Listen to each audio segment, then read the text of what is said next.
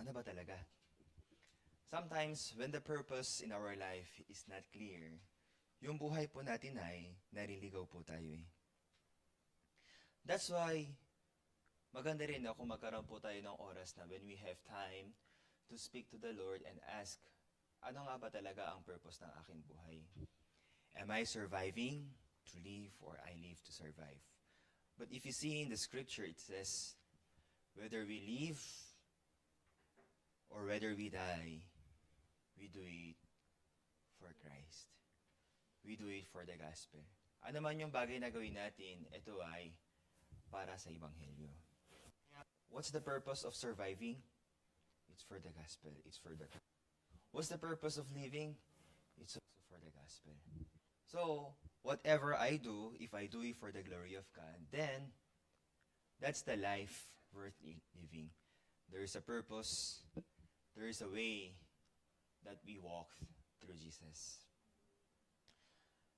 Minsan, habang tayo po ay andi dito sa Korea, sabi nga po ng isa po nating kapatid, hindi madali maging OFW, malayo sa pamilya. Pero minsan, kung makikita po natin yung dahilan kung bakit po tayo andi dito, hindi naman po natin sa hindi alam na hindi madali ang buhay dito sa Korea, kundi kahit na hindi madali, mas pinili po natin dahil alam po natin ang pagbubuhay dito, ang pagstay dito ay meron pong kapalit. We are doing this, we are sacrificing for this because we know it will bring not only help, joy, but also hope to our families. Malayo man po tayo, nabibigat man po tayo, nahihirapan man po tayo, pero mas pinili natin yun kasi alam natin na dito tayo ay pwedeng maging matatag at makita po natin yung tulong at kilos ng ating Panginoon. Minsan habang nabubuhay po tayo, napapagod tayo, we are exhausted, we are tired. But sometimes, hindi po tayo nababurnout because we are tired. Sometimes we burn out because we are empty. Saan po tayo kukuha ng lakas kung wala pong nilalaman yung ating puso? How can we drive the car without fuel? You know, the Word of God is a fuel that drives our heart to live and survive. Amen po ba? That's why God wants to put fuel in our heart where we can survive, strive, kahit na meron pong mga challenges, kahit na meron mga circumstances. Actually, a few days ago, we had this kind of Bible study. A lot of us, we want to remove these challenges that is in front of me. Halimbawa, meron akong challenge ngayon. Okay, maraming mga kumakalaban sa akin. Just because I'm doing what's right, just because I'm doing what is good, ayon na sa akin ng mga tao. So, marami na mga nag-blackmail sa akin, no? Marami na mga nananakot sa akin. We are in this kind of challenges. But the truth is, God didn't put us in that situation for us to be in difficulties. But God put us in that difficulties so that we may look upon the Lord and see how God is going to work in our life. That's why every time we ask to the Lord, Lord, tulungan niyo po ako. I don't want this kind of problem. I don't want this kind of difficulties. But if you see, God never removed this problem. But the truth is, God gave us the power to overcome. The power to conquer the challenge that we faces. Kasi ang totoo, napakaganda ng buhay natin. Halimbawa, may mga problems tayo, no? Tapos ito mga problema natin, wala na, no? But do you think if you don't face any difficulties and challenges, paano na kaya yung magiging relasyon natin sa Panginoon?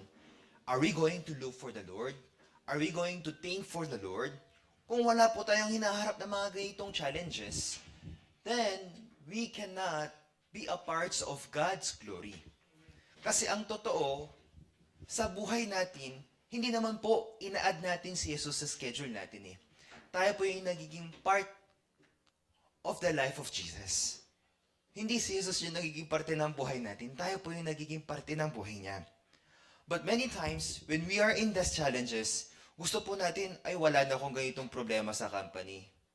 Wala na akong problema ganito sa financial. Wala na akong ganitong problema sa ating buhay. But we cannot remove this because that is the truth. But the thing that God can change is our heart, wherein we can lean upon the Lord, we can look upon the Lord, pray for His mercy, His grace, and we can see how God is going to work in my life. Then, this can be a testimony. Yung hirap at pagod po natin ngayon, yung mga luha po natin ngayon, yung bawat sakripisyo po natin ngayon, hindi po natin alam sa susunod yun yung magiging patotoo po natin. Malay po natin pag uwi po natin sa Pilipinas, parang hindi, ito yung nakilala kong tao ha. Dati nagpapadala ka lang ng pera sa Pilipinas, pero ngayon nagpapadala ka ng liwanag. Dati hindi nila maisip, ikaw ba yan Joshua? Alam ko, loko-loko kay. Di ba? But you know, that is how God is transforming us. Amen? This time, there is a vision of the Lord that God wants to share to each and every one of us that I also would like to share with you. So, handa na po ba tayo para sa ating mensahe ng ating Panginoon? Maikling PPT man, pero I would like to share this with all of you. Sige po, pakita po natin sa ating screen.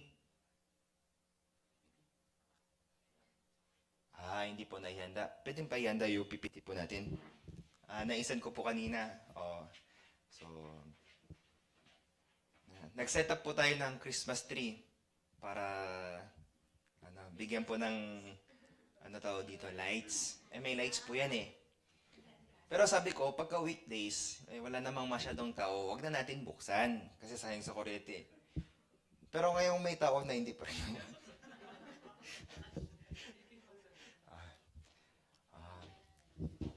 Anyways, ako po, habang pinapakinggan ko po yung bawat patotoo po ng ating mga kapatid, talagang natutuwa at nagagalak. Hindi po dahil sa meron po tayo mga pinagdadaanan, hindi po dahil sa meron po tayo mga hinaharap, kundi this is a good thing where we can experience God's glory, God's goodness. Because if you see in the life of Israelites, when they were in Egypt, God gave them promise. I will give you the land of Canaan. Doon sa lugar na yon, doon magiging masagana yung buhay natin. Our life will be abundant. But you know, that was the promise of God, but the starting point, hindi po naging madali. Sa lahat naman po ng bagay, meron ba kayong simulan na bagay na hindi po naging mahirap? Lahat naman po ng mga bagay, tignan nyo po.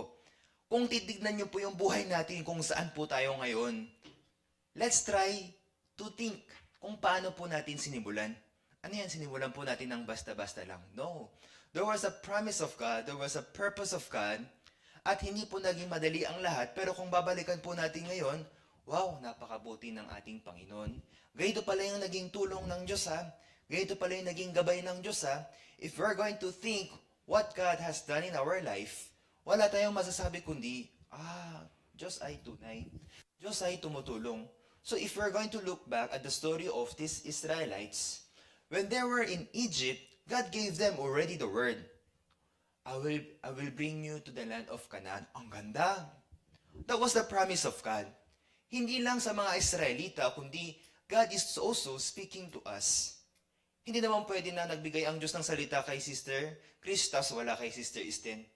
Hindi naman po pwede nagbigay kay Sister Nikki, tapos wala kay Warren. Lahat tayo, God gave us this equality wherein as much as we receive the Word of God, yun yung magiging sa akin eh. Patas ang ibinigay ng Diyos, but it is how much we receive Him. That's why there is a free will of God given to us. Kasi kung wala po tayong free will, edi nung umpisa pa lang, God will never allow sin in our life. The reason why God allowed this sin, so that we may encounter God's sacrifice. Sa pamagitan ng kanyang anak na si Jesus, ipinakita niya yung kanyang pag-ibig. Ngayon, nasa inyo na kung pipiliin nyo ba yung naging sakripisyo ni Jesus. Nasa inyo na if you're going to receive Jesus. Nasa inyo na if you're going to follow Jesus. Nasa inyo na if you're going to be obedient in the Word of God. God gave us the free will. Kasi kung hindi niya tayo bibigyan ng free will, paano natin malalaman yung pag-ibig ng Diyos? That's why it says, God is love. Ang Diyos mismo ay pag-ibig. Ngayon, God wants to show His heart, His love towards us. Kaya dito sa mga Israelita, when they were in Egypt, yung simula nila when they exit from Egypt, it was so challenging. Bago po sila nakalabas, meron pong 10 salot. Ayaw silang payagan ni Pharaoh. Until they get out of Egypt, they have to pass through this wilderness for 40 years. But in the wilderness, ang daming mga challenges. Ang daming mga difficulties. Andi dito yung mga tag-init, taglamig, taggutom, tag-uhaw. But in all those circumstances, Israelites witnessed the power of God, the goodness of God. Hindi pala ako pinapabayaan ng Diyos. Mahirap man yung aking pinagdadaanan ngayon, pero hindi pala ako pinapabayaan ng Diyos. Hindi man ako nakikita, nobody see my good work, nobody see my hard work. Kahit hindi man po nakikita, pero meron pong nakakita. So when Israelites get out of Egypt and they are in wilderness, it was so challenging, but one time they asked to the Lord, Lord, sana po tanggalin niyo po itong mga ahas. Ayaw po namin dito sa ahas. Ang sakit naman. But you know, interesting is, God has the power to remove these snakes, but God never did not. Hindi niya ginawa. Hindi dahil sa ang Diyos ay walang lakas. Hindi dahil sa ang Diyos ay walang kapangyarihan. God is Almighty God, King of Kings and Lords of Lords. Then why God cannot grant the wish, the prayer of the Israelites? It's because there is a better will of the Lord. Sometimes, when we ask to the Lord, ay bakit ako hindi pinapakinggan ng Diyos yung prayer ko, tapos yung iba pinapakinggan ng Diyos. Sabi nila, pinapakinggan niya daw yung mga prayers natin. But you know, God knows what's the best for us. Kung hindi dumating, maybe there is something better for that. Kung hindi talaga dumating, maybe that is not for you. But the truth is, the promise of God never changed in our life. When Israelites asked to the Lord, Lord, tanggalin niyo po itong mga ahas. Tanggalin niyo po itong mga problema. God did not remove. But instead, God gave them bronze serpent. Sino man ang sa inyo, tumingin dito sa bronze serpent, you will live. You will survive. And this bronze serpent represents the image of Jesus. Sino man sa inyo ang tumingin kay Jesus ay mabubuhay.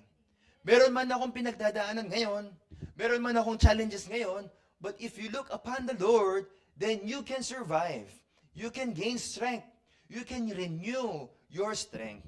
That's why in every prayer we request to the Lord, God do not give right away, but instead He gives this for us to encounter God. Yun ang puso ng Panginoon. Gusto ng Panginoon, we encounter God in our life. We encounter God in our daily life. That's why, kung sa tingin ninyo, no, bakit hindi ako tinutulungan ng Diyos? No, don't think in that way. But instead, think that, gusto pala akong palapitin ng Panginoon. God wants to call me closer to the Lord so that I can ask for His mercy. Amen? So I think ready na po yung PPT po natin, ang haba na po ng intro natin, no? So, there is a vision of the Lord that God wants to share to each and every one of us. And can we read all together? Discipleship. If you remember, few months ago, we had this topic, relationship. Ngayon, discipleship. Alam niyo, every time I teach Korean, I always tell to the students, when you learn Korean, it's very hard to learn by yourself. Kailangan mo nang may kasama ka. Kaya nga may classmates.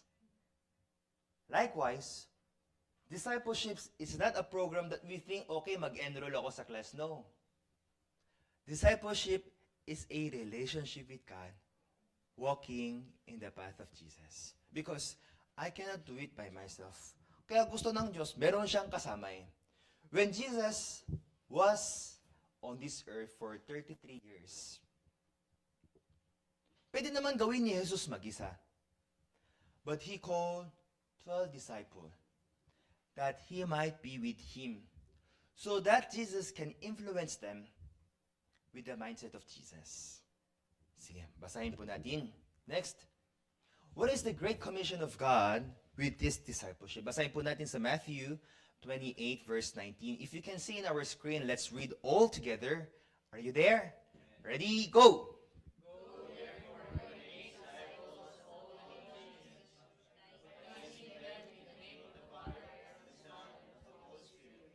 Go therefore and make disciples of all the nations. In all the nations, kasama po ba yung Korea? Kasama po ba yung Philippines? O yung Bisaya? Ay, kasama pa po. Sabi nila, bakit puro kami yung Bisaya dito? Okay. Kasi nung dati, may kasama po tayong Tagalog and Bisaya. Pero ngayon, yung kasama po namin dito sa church, puro mga Bisaya. Kaya sila Nikki, sila sila, B-boy, lahat po sila. Tapos, pati si Warren, Bisaya din. Kaya, sabi nila, kasi si Hayon, di ba?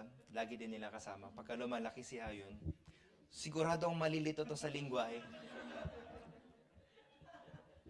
Hindi alam kung ano yung unang matututunan eh. Go, therefore, humayo ka at make disciple. In King James Version, it says, teach. Teach them of all the nation, baptizing them in the name of the Father and of the Son and of the Holy Spirit. You know, meron po siguro ilan sa atin na hindi pa po nakakaalam kung ano po ba yung ibig sabihin po ng the Father and the Son and the Holy Spirit. Although you cannot see in the Bible, there's a word Trinity, but in the Bible, clearly, God is speaking that there is only one God. Ano po ba ibig sabihin? If you see in the four Gospels, they teach all about Jesus, but the image of Jesus is teach in different function. Merong si Jesus na tinutukoy bilang anak ng Diyos. Merong tinutuko si Jesus bilang alipin. Merong si Jesus na tinuturo bilang ama. Pero parehas na ibanghelyo ang tinutukoy. Ano ba ang ibig sabihin? God the Father is God of who made all these things, creator of all things. Then, who is this God the Son? God the Son is God na kinakailangang magkatawang tao. Bakit? Because God has no image. But because of the love of God, He wants to express to us, God needs to be human being. Why? Because for the wages of sin is death. Kailangan merong kabayaran ng kasalanan eh. Pero kung ako ba ay mamamatay, pwede bang mabayaran yung kasalanan? No. Sino lang ang pwede? Ang Diyos na pwedeng magkatawang tao. Then when Jesus died on the cross and He was resurrected and ascended to heaven, sabi, go and baptize and you will receive Holy Spirit. This Holy Spirit is the Spirit of Jesus that remains to those who receive Jesus. That's why if I am baptized with the Holy Spirit, there is Holy Spirit in me. Sino man ang tumanggap kay Jesus and a new creature, then there is the Holy Spirit. Kaya kung ako ay new creature na, even if I'm on this flesh, but because there is the Holy Spirit of God, God is guiding me according to the will of God. Now, what I want to share with you is the Great Commission of God to us is go and make disciples. A lot of us, kahit na tayo ay umaatin sa simbahan, nakikinig sa salita, but there are times that there is struggle in our heart. There is challenges in our heart. Bakit? Kasi we are doing this by our own. That's why, even after our salvation, God's want to guide us and call us to walk together with Him. And that is what we call relationship with God. Then how does this relationship of God applies to our life? Sige po, basahin po natin. Next. So what is this relationship of God that wants to teach us? First, be with Jesus. Yung kasama sa lakad ni Jesus ang gustong maging relasyon ng Panginoon. Pangalawa, learn from Jesus. When we learn from Jesus, Jesus not only teach us, but also correct us. Pero ang hirap tumanggap ng correction, no? Then, later, you will know how this correction works with the life of Jesus. And then, live like Jesus. You know, a lot of people, they misunderstand the word live like Jesus. Napakagandang salita eh. In John chapter 8 verse 11, Jesus said to the woman who was caught in adultery, "Saan ang mga humahatol sa'yo?" Wala, kahit isa. Ano ang sabi ni Jesus? Pati ako ay hindi humahatol sa'yo. Umalis ka, humayo ka, at huwag ka nang magkasala muli. Pwede ba kung hindi magkasala muli? Ako lagi ako nagkakasala eh. Ako lagi ako nagkakamali eh. Ako ay lagi nagsisinungaling eh. Tao lang ako eh. Paano hindi ako magkakasala? But you know, those who are in Christ, meaning those who are in the guidance of Christ, kahit na gusto kong magkasala, hindi ko kayang gawin. You know, when my heart is filled with the Holy Spirit, when my heart is filled with the Word of God, kahit na gusto ko pumunta sa mundo, I cannot. Because I know, the day I decided to follow Jesus, there is no turning back. The day I decided na ako pala ay iniligtas ng Diyos, I do not belong on this world. I do not belong on this flesh, but I belong to Jesus. Then how does it works? Let me give you one example. Halimbawa, nung nakaraang linggo, kumain po kami ng spaghetti. Tas kahapon, kumain po kami ulit ng spaghetti. Ang matindi, mamaya may spaghetti. Kakain pa ba kayo? Dahil halimbawa, kung may spaghetti, kakain pa ba kayo? Parang nakakasuya na to ha. Hindi ni. Naintindihan? Kahit gusto ko, hindi ko na kaya kasi sawang-sawa na ako dito eh. Di ba? Kaya buti na lang, sabi ng ating mga kapatiran, basta pagka nag-spaghetti pa po tayo, mamaya, baka wala na po tayong makikita sa susunod na linggo. Kailangan po natin palitan yung ating menu. So, pinalitan po namin ng ibang menu.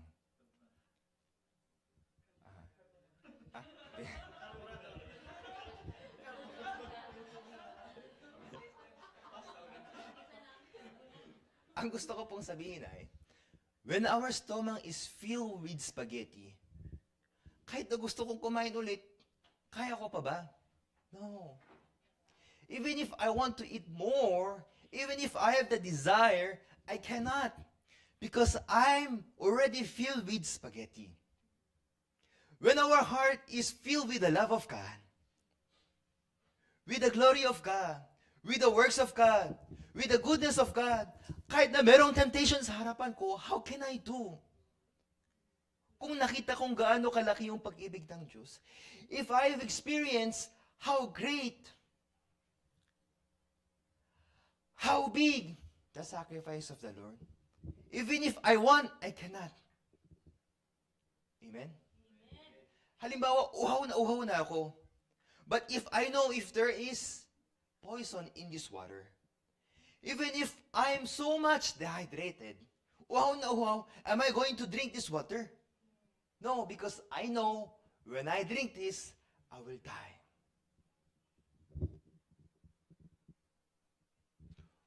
For the fruit of the thoughts is evil, but the fruit of the Lord is life. Kung ako pala ay tatanggapin ko itong kaisipan, mapapahamak pala ako. Kahit wala pa ako dun sa conclusion, because I know I can never drink this. Kung siguradong sigurado ako, I will never do this.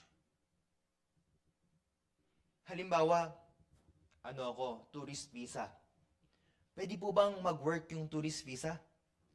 What happen if mahuli? Nako, makukulong. If I know exactly, I cannot do illegal. If I know to myself, eto ay hindi tama.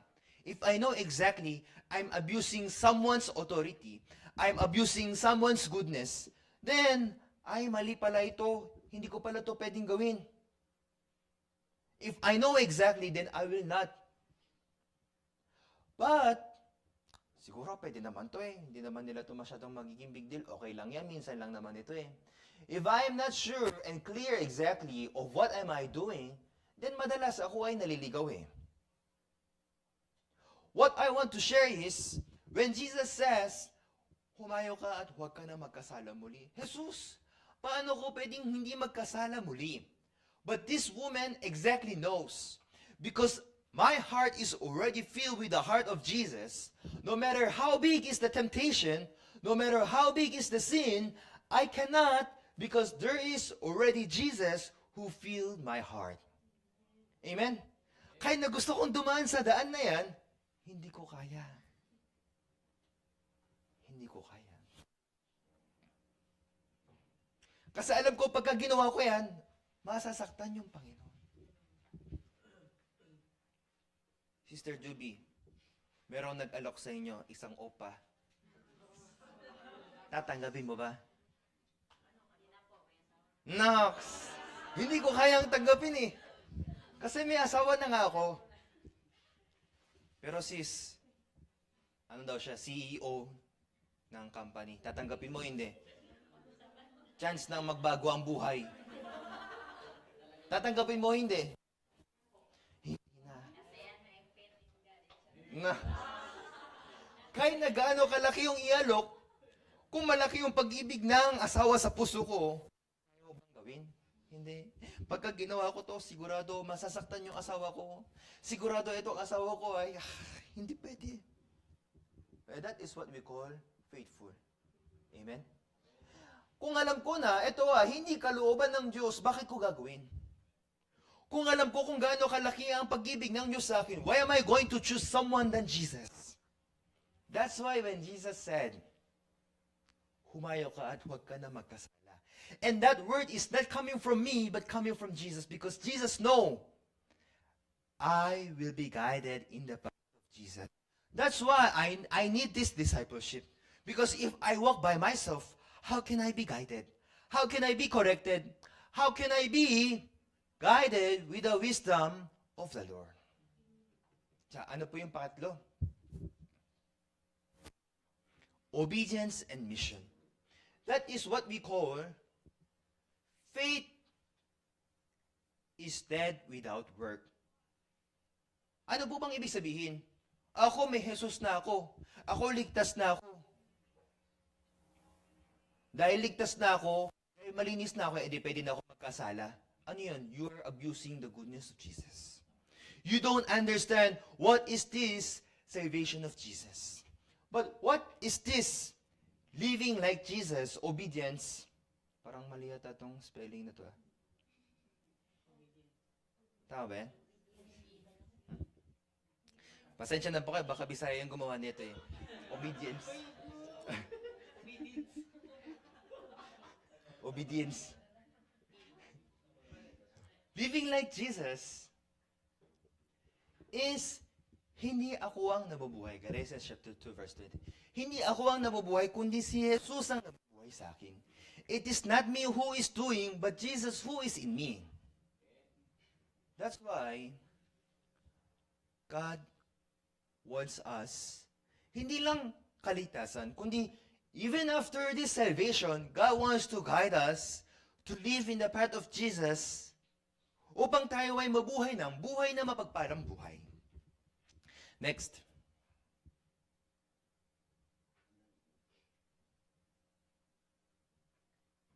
So why do we need? Why do we need? Why do we need? Sometimes people think Is it a course? Is it a program? Is it a class? No. It's a commitment to the Lord. It's a journey walking with the Lord. That's why when Jesus said to Peter, "Come, follow me." Pag tingnan po natin, Matthew chapter 4, verse 19. "Come and follow me, I will make you a fisherman of men." First, Jesus, when he met Peter, Peter is just an ordinary man. He was a fisher. He was a fisherman of fish. But after meeting with Jesus, sabi ni Jesus, "Gagawin kita ng mamalakaya ng tao. I will make you a fisherman of men, of God." But you know, in the journey of Peter, hindi buong buhay ni Pedro ay naging faithful sa lakad niya kay Jesus eh. Minsan si Pedro din ay naliligaw. Minsan si Pedro din ay tumatalikod. But you know what Jesus said? "All you heavy laden, come unto me, and I will give you rest." Why? Kasi hindi nga po natin kaya mag-isa. We cannot do it by ourselves. That's why Jesus wants to go with us. That's why He wants to hold our hands to walk with Jesus, because He knows we will fail by ourselves. But when we walk with Jesus, He will never fail us. Amen. So, come unto me. Nabibigatan ka na ba? Napapagod ka na ba? Kung ano, lumapit ka sa akin. Sa akin ay, hindi lang kapayapaan, hindi lang kapahingaan, but I'm going to give you eternal rest.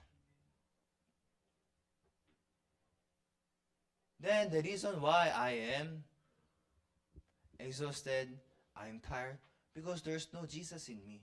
Kasi if there is, pwede akong kumuha ng lakas. Pwede akong humugot ng lakas. Diba? Pagka napapagod na, tara, engine, let's go. We can drive.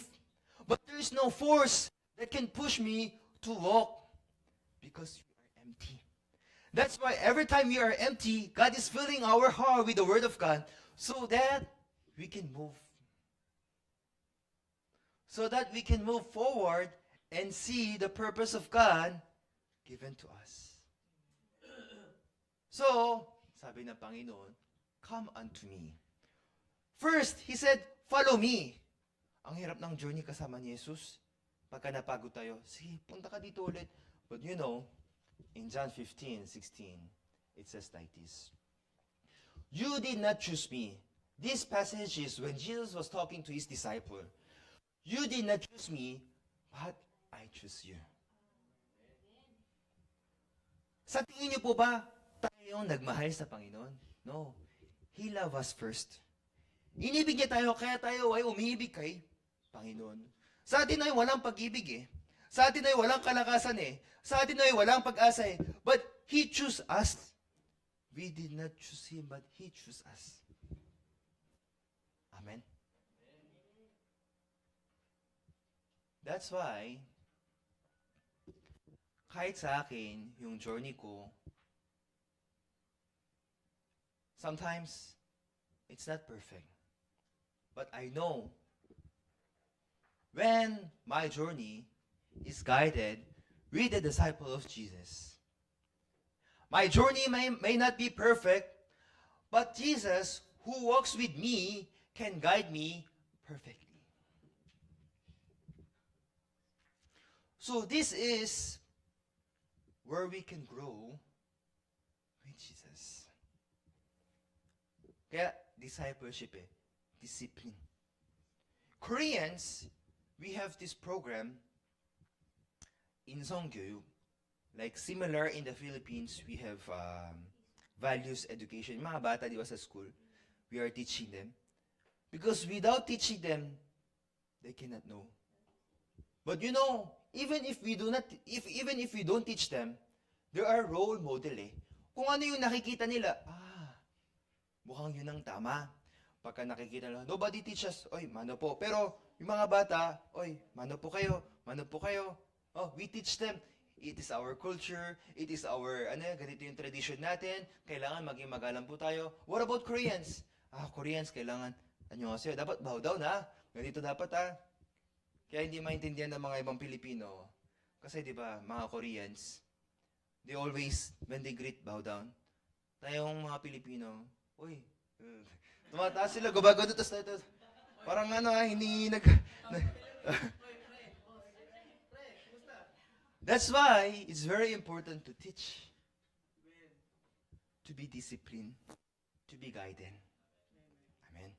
So, tingnan po natin how Jesus disciple his disciples. Tingnan po natin. Next. Peter is just an ordinary person. Hindi po siya something na, mukhang may potential to ha. Kasi di ba sa atin, parang, maring dali mo mag-Korean ha, may potential to ha, ba't ito maging Korean teacher? Pagka bumalik ka ng Pilipinas ha, magtayo ka ng sarili mong KSC ha, Korean language with Warren. Sana all. Diba? Parang sino ba? Parang may potential ka sa, si Nikki, may potential sa ka ba may potential? Wala? Hindi pa na-discover. Okay. Sa tingin ko, Nikki, may potential ka sa, sa pagkanta, ha? Okay, try nga natin, kanta ka muna, ha? Nung na-try na kumanta, wag ka muna kumanta, next time na lang, ha? Parang hindi yata napunta yung potential natin dyan. Okay. Isang araw, nung natikman po namin yung spaghetti ni Sister Arlene, sister, may potential ka sa spaghetti, ha? Sige, pagka may spaghetti tayo, ikaw na lang yung sa spaghetti natin, ha? But God never choose someone who have potential. Do you know why? Walang pinipili ang Panginoon. You know why? Lahat tayo ay pinili ng Panginoon. Walang hindi pinili ang Panginoon. Try to think about this. Merong pinili tapos yung iba hindi. Ano yun? Parang, ba tawag dito? Bias yung Panginoon. Sa tingin ko siya, dahil meron siya maraming talent, sige, siya na lang yung gagamitin ko. Ito, maraming talent, sige, doon ka na lang sa doon ka na lang sa gilid. Ganun po ba? No. Pero alam niyo, maraming pinili, but only few are chosen. Ano ba ibig sabihin? Noong si Jesus ay dumating sa mundo, kahit maraming may sakit, hindi lahat tumanggap kay Jesus. It's not because Jesus doesn't have the power. Jesus have the power, but not all of them receive Jesus. Why? Because they are not yet ready to receive Jesus. If you have watched Christmas cantata, Joseph and Mary, nung sila ay nasa Bethlehem na, meron po bang kwarto dyan sa inyo? Meron po bang kwarto dyan sa inyo? Meron bang tumanggap sa kanya? Wala eh. Saan po ipinanganak si Jesus? Sabsaban eh. Jesus is always knocking in our hearts, knocking in our doors. Sino ba yung tumatanggap? Busy ako eh. Wala nang available seats dito. Wala nang space dito. All of them. Even if Jesus is already there, even if the Savior is already there, nobody received Jesus. Saan ipinanganak si Jesus? Sabsaban eh. Now, what I want to tell, hindi dahil sa there is something special to Peter, that's why Jesus chose Peter. What does it represent? Ibig sabihin, lahat tayo ay pwedeng gamitin ng Diyos. Lahat tayo ay merong calling ng Panginoon. Lahat tayo ay merong potential ng Panginoon. Lahat tayo ay merong talento ng Panginoon. Now, when Jesus called Peter, first tingnan po natin, when Jesus first met in the Sea of Galilee, Peter, I will make you a fisherman. Tara, sumunod ka sa akin. From now on, hanggang ngayon, nangingisda ka ng isda. Mula ngayon, mangingisda ka ng tao ha. Ay Lord, paano po yan? Hindi po ako marunong eh. Ano po ako? Shy type po ako eh. Hindi po ako masyadong Meron po kasi tayo ditong shy type na kasama. Kilala niyo po ba yung bago po natin kasama dito? Meron po tayong bago. Nahiya po ako, pastor eh. Kaya sabi ko, brother, pagka meron tayong mga bagong kasama, dapat i-welcome mo sila ha. Tapos nung nakita ko yung mga bago natin, wini-welcome siya. Parang baliktad.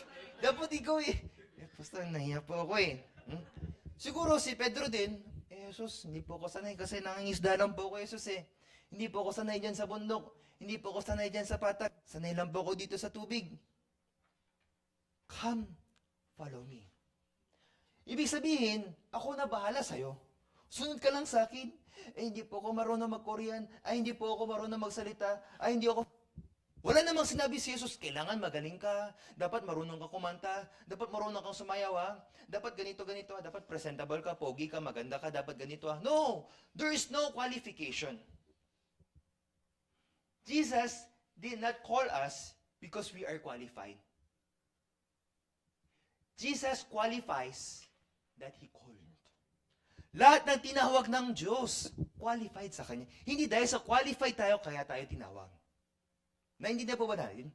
So, when he saw Peter, tara, sunod ka muna. The first step is to follow Jesus. Paano ko susunod? Tingnan po natin. Next. Wala na pala dito. Balik po tayo. Okay. Hindi ko po na-include, but let me share with you. It's a short passage. Now, when second time, Jesus said to Peter, you will deny me 3 times. Ano ang sabi ni Peter? Jesus, I will never deny you. Hanggang sa kamatayan mo, susundan kita. You know, that is the pure heart of Peter. Sige, susundan kita hanggang... Loyal ako eh. Loyalista ako eh. Kahit alam kong maraming nagsisita sa'yo. Loyalista ako eh. Sasamahan kita kaysa kamatayan mo. Kahit mahirap kang ipaglaban, paglalaban kita. Marami po ngayong ganun, di ba? Ang hirap paglaban ng Pilipinas, pero dahil mahal kita, paglalaban kita. Kaya, yung mga kasama po nating OFW, naghirap sila, nagpagod sila sa Korea para kumita ng marami para sa kanilang pamilya. Pag-uwi nila sa Pilipinas, may utang na daw sila. Pero kahit ganyan, mahal kita Pilipinas eh. Loyalista ako eh. Naintindihan po. Yung puso ni Pedro hanggang sa kamatayan mo, kahit marami nagsasabi sa'yo, ikaw, hindi ka anak ng Misaya, ikaw, hipokrito ka, ikaw tinatawag mo yung sarili mo, anak ng Diyos, kahit na marami mga nag-uusi sa'yo, sasamahan kita hanggang sa kamatayan mo. But Jesus said, you will deny me 3 times. You know, yung salitang sinabi ni Jesus, nakakapagbigay po ba ng pag-asa? Halimbawa, meron kang kaibigan, loyal sa'yo, tapos sasabihin mo, wala, pare-pares lang kayo. Hindi, maiba ako sa kanila. Hindi, pare-pares lang kayo. Uutang ka rin naman sa akin eh. Hindi, nangangamusta lang naman ako eh. Long time no see. Merry Christmas lang naman eh. Pasko naman. Ikaw ba naman? Kilala kita eh. Pare-pares lang kayo ng mga... Naintindihan niyo? Kahit na kaibigan mo, si Jesus, matagal niyang kasama, 3 taon. Si Pedro. Pero anong sabi ni Jesus? You will deny me. Ang hirap tanggapin, tama po ba? Kahit na mahirap tanggapin, I have to receive that truth. Why? Kasi nga, God is discipling. He is disciplining. Tinuturo niya eh. Ano yung tinuturo niya? Tinuturo niya ba na ma-down si Pedro? No. What Jesus is teaching is, sana malaman mo na kahit gaano ka katama, mali ka pa rin sa harapan ng Panginoon. Oo, walang mali sa'yo. Tama ka. But once you stand in front of the Lord, kahit gaano ka katama, mali pa rin. If Jesus says no. Hindi matanggap ni Pedro eh. Naintindihan po ninyo? That's why when this rooster, tumilawak ng 3 beses, that time, Peter, remember, yes, tama si Jesus. Ako ay mali. That is the time he only realized the love of Jesus. Una, hindi niya maintindihan, bakit ba sinabi sa akin ni Jesus, I will deny him? Bakit sinabi ni Jesus, iiwan ko siya? Mahal ko si Jesus eh. Loyal ako kay Jesus eh. Not because Jesus wants to down him. Not because just Jesus wants to forsake him, to throw away him. But because Jesus wants to teach him. To guide him. No matter how good I am, no matter how right I am, when I stand in front of the Lord and Jesus say no, then no. And when Jesus say yes, then yes. Amen. Then after that, ano ang sabi ni Jesus? Peter, do you love me? He asked 3 times, do you love me? Feed my sheep. Feed my sheep. When Jesus meet again Peter, hindi niya hinusgan, oh, di ba sabi ko sa iyo mali ka eh. But he received him through love. He comfort him through love. Then, that time, Peter realized,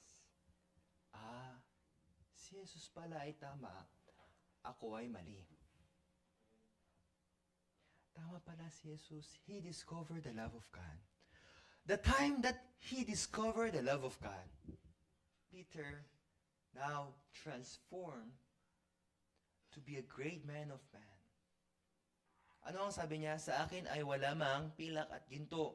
Pero ang nasa akin ay ang pangalan ni Jesus na Nazaret. Tumayo ka at lumakan. There is the Holy Spirit of Jesus. He fed 3,000 people. How come? After he was being discipled with Jesus. What God wants to teach us is, hindi dahil sa merong something na magaling, matangkad, pogi. No! God only sees the heart. Are you willing to follow? Are you willing to come? Then, let's spread this great commission of the Lord, wherein we go all the nations and speak about Jesus. When he walked with Jesus, ako hindi ko po kaya. Ako, I'm not confident. Yes, even if I don't have anything, all I have is Jesus. Wala namang sinabi, oy, kailangan may 10 million ka ha, para makasunod ka sa akin. No, he doesn't have any qualification. Any condition, wala. Basta sumunod ka sa akin. Amen? You know, next, let's read another sample story I want to share with you. Next. Ito, si Saul. Si Saul, dati niyang pangalan ay Saul, later changed to Paul. Si Pablo ay isa po sa maraming makita po natin na kilos ni Jesus sa kanyang buhay. Si Saul ay dati pong naghihimagsik ng mga Kristiyano. It means, dahil hindi siya naniniwala kay Jesus na siya ay anak ng Diyos, every time he see people who believe in Jesus, who worship Jesus, pinapatay niya. But later, met Jesus also. Saul, bakit mo ako ulo? Ha? Ulo. Inuusig. Bakit mo ako inuusig? Why are you, what is in English? Why are you persecuting me? Bakit mo ko inuusig? Ako, sino ito? Sino ito? Ako si Jesus na iyong inuusig. When he discover, tunay pala si Jesus. Buhay pala si Jesus. Anak pala ng Diyos si Jesus. When he discovered the truth in his life. You know, God transformed the life of Paul. Gusto ng Diyos baguhin yung buhay natin para din tayo ay pwede makapagbago ng buhay ng ibang tao. God wants to use us not only to change us, but to change other people as well. He uses us to influence us. You know, one of our friend, yung kapatid po natin na kasama po natin ngayong araw, he have this vision, no, sa seasonal farmers. Ang tawag po sa kanila, seasonal farmers. Para sila ay ma-deliver ng mabuti at maayos, mabuting kamay. He works so much for this. But try to think about this. Does he benefit something from this? Wala naman, di ba? He only spent time. For what? Because his life, when I receive this much love, when I am transformed this much, I can also influence other with the heart of Jesus. Yun ang true influencer. So today, I would like to summarize this message. That all of us, God wants to use us. And He is willing to wait us to come to Him to be discipled. To walk with Him in His journey. Everyone, let me ask you, are you willing to receive Jesus to be a part of your journey? Are you ready to accept Jesus to be a part of your life? Kasi, Jesus only did not teach us. He also correct us. Kaya, hindi matanggap ni Pedro sa una, you will deny me. How can I deny you? Diba? Sometimes there are words that I cannot receive. Sometimes there are rebuke that I cannot receive, I cannot understand. But that is the part of love. Hindi pag-ibig ng Diyos, puro matatamis na salita. Alam niyo kung puro matatamis lang po yung salita na naririnig po ninyo, magtaka na po kayo. Hindi po sa nagiging,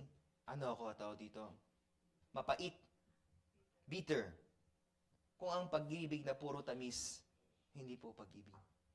Kasi ang tunay na pag-ibig ay merong pait. Merong pait. Hindi lang tamis. Meron ding sakit. Meron ding lungkot. Tama po ba? Kaya ako din, every time I see Hayun, kasi 1 year old na, di ba? Itong asawa ko, pagka nakikita niya si Hayun, Pero ako, pagka medyo makulit na, kailangan paluin o hindi? Kailangan ng paluin di ba? Kasi kagabi, hanggang 1:00, sinisipa niya ako. Gusto niya makipaglaro Ang hirap matulog sa gabi. Kasi minsan maaga natutulog, minsan late natutulog.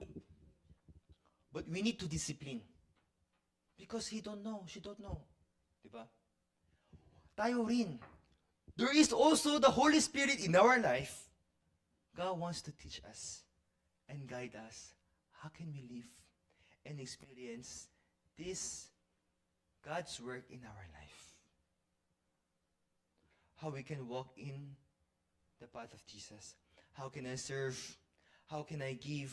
How can I sacrifice? God wants to teach us one by one. So the vision of the Lord God has shared to us, it's time for us to grow. It's time for us not only to walk, but also to run. You know, when we were young, we only drink milk. Pero si Hayon, kung ano-ano na yung kinakain ngayon. Tayo rin, kung ano-ano, pwede na rin kumain. It means, pwede nang ma-digest ng tiyan po natin. Tama po ba? Pwede na kumain ng kamote, pwede na kumain ng kung ano-ano. Sa atin, hindi lang puro matatamis. Pwede rin tumanggap ng rebuke. Pwede rin tumanggap ng correction. Pwede rin tumanggap ng gabay. Pwede rin tumanggap ng not only milk. Amen. And then, the more we come closer to the Lord, the more we can see how big is the love of God in our life. So I hope, may all of you, kung babalikan po natin yung naging 1 taon po natin during this 2025, napakabuti ng ating Panginoon sa atin. Amen po ba? Siyempre, meron din pong mga hindi magandang nangyari. But you know, God never ends with those bad news. God never stops with only bad news, but He always ends with good news. The Bible is telling us clearly, when God created, first day, second day, third day, tingnan niyo po yung Biblia po ninyo. God start in the evening and He ends in the morning. At ito ang unang araw, sabi ng Panginoon. Nagsimula man sa kadiliman, pero laging nagtapos sa liwanag. Yung journey ng ating buhay, we seems it's dark. We seems it's difficult. But God never ends in difficulties. God never ends in darkness. He always ends in the light. Yung journey natin dito sa ating buhay, meron ding hindi maganda. We cannot, remove the truth that there is circumstances. But we cannot also decline that there is also the hands of God. Kaya, sa darating po na bagong taon, Merry Christmas and Happy New Year sa inyong lahat. Sa darating na bagong taon, I hope all of you, you may be shaped with the image of God. You may be guided and filled with the heart of Jesus. And so we can see, ganito pala kasaya kasama ng buhay niya. Ganito pala kapag pala kasama ng Diyos. Amen po ba? Amen. Thank you so much. Sige po, hanggang dito, manalangin po tayo at tapusin po natin. Amang Diyos, maraming salamat po. Sa mga nakaraang oras, araw, linggo at buwan, marami pong mga pagsubok na nakita po namin sa aming buhay. Pero nakita rin po namin na marami pong kilos ng Diyos sa aming buhay. Ang buhay po namin na hindi lang po nagtatapos sa kadiliman, kundi laging tinatapos ng Diyos sa liwanag. Kung kami man po ngayon ay nasa kadiliman, we are still in the process that God is making us. Kami po ay ginagawa pa lang ng Diyos for the greater commission of the Lord, for the greater blessing of the Lord in our life. May you guide our life. May you bless our life and fill with joy and hope as we are going to conclude this year, 2025. And we are now waiting to come for the new year. And we are very excited to walk together in the path of Jesus. How God is going to guide our life and bring joy and hope in our life and transform our life, not only us to be changed, but also to change other people.